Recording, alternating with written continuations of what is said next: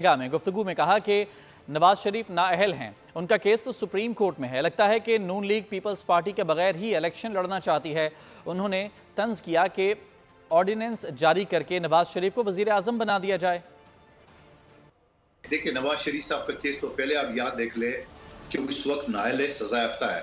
वो किस बात की जो है ना वो बंगड़े डाल रहे हैं।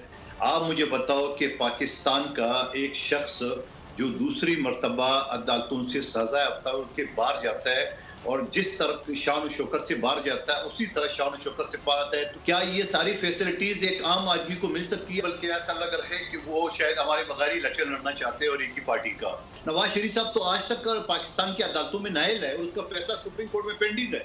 जब आपने तय कर लिए कि नवाज शरीफ साहब के तय में लिख के देता हूँ चौथी मरतबा वज़ीर आज़म बनने का, तो एक ऑर्डिनेंस जारी कर दे और अल्लाह खैर सदा करे। इलेक्शन की क्या जरूरत है?